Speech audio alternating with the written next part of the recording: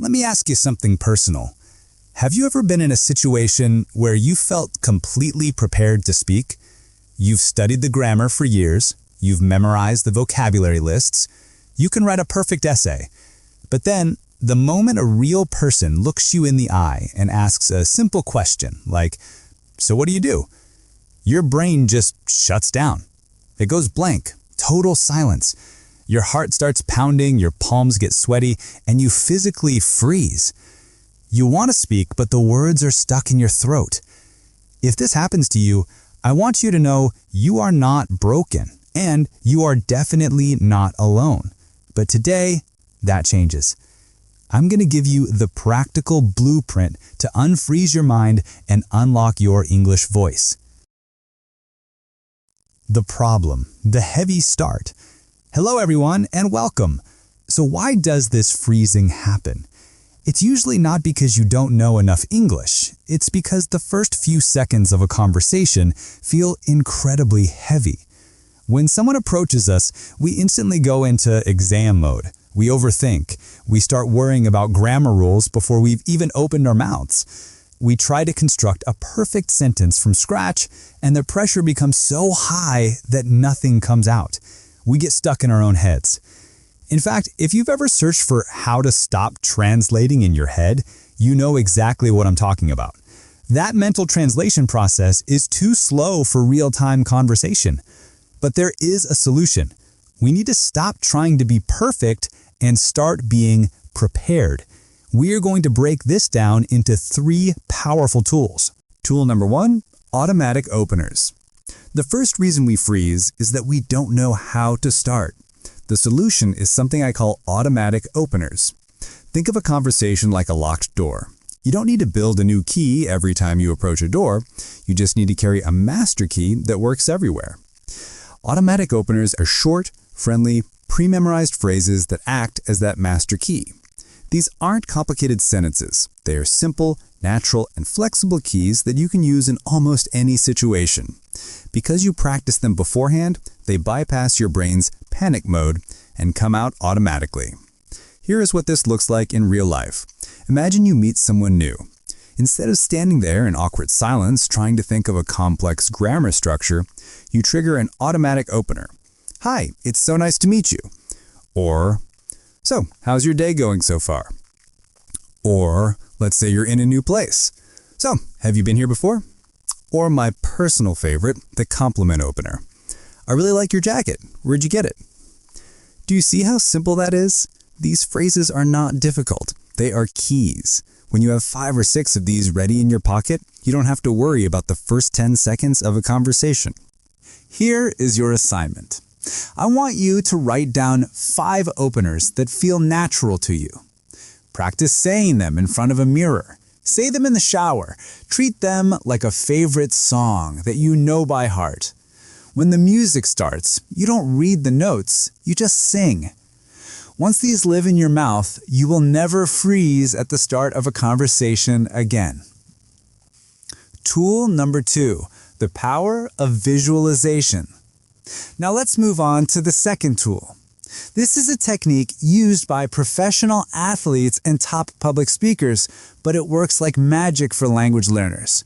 It is visualization. This works because, surprisingly, your brain isn't very good at telling the difference between a vivid imagination and reality. When you imagine yourself doing something successfully, your brain creates neural pathways just as if you had actually done it. This is often the missing link for people who watch videos on how to speak English fluently and confidently. They consume content, but they don't mentally rehearse. Let me give you an example of how to use this. Imagine that tomorrow you are going to a coffee shop and you want to order in English. If you walk in blind, you might panic. Instead, before you leave your house, sit down quietly for 2 minutes. Close your eyes. I want you to see the cafe in your mind.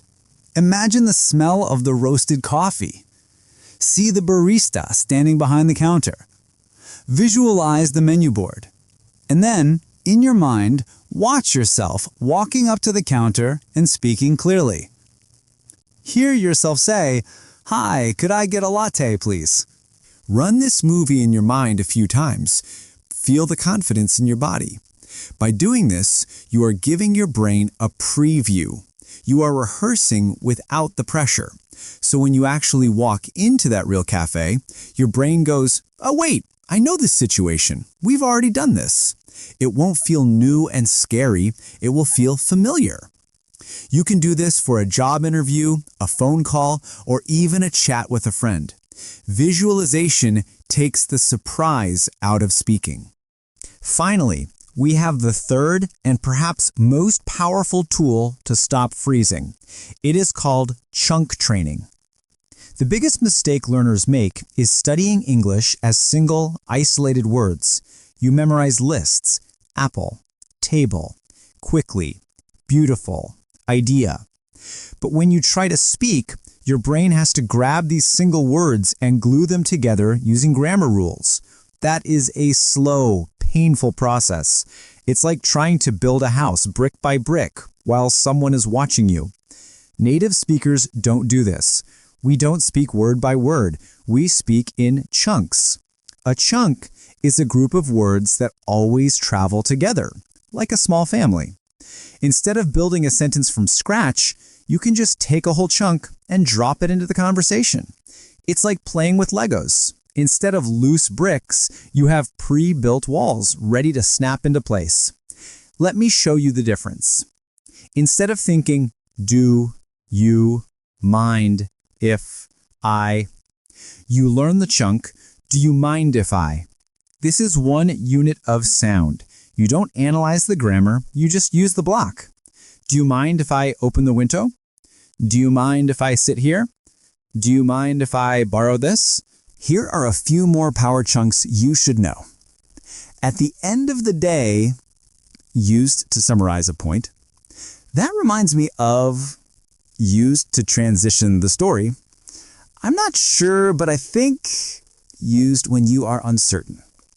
When you use chunks, you sound faster, you sound more fluent, and most importantly, your brain doesn't freeze because it has less work to do.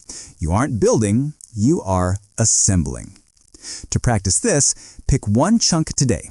Say it out loud 10 times, then try to make 3 different sentences with it. Once you own that chunk, it's yours forever. If you collect 50 or 100 of these, you will always have something natural to say. 9:30 to 10:15. Conclusion. So remember, freezing isn't about a lack of vocabulary. It's about a lack of preparation and strategy. You don't have to stay frozen. Use automatic openers to unlock the door. Use visualization to trick your brain into feeling confident, and use chunks to build your sentences effortlessly. Start small. Keep practicing. Little by little, that fear will disappear and you will find your voice. If you found these tips helpful and want to keep glowing up your English skills, please hit that like button. It really helps the video reach more people who need to hear this. And don't forget to subscribe to English Glow for more practical guides to fluency. I'll see you in the next video. Keep learning and keep glowing.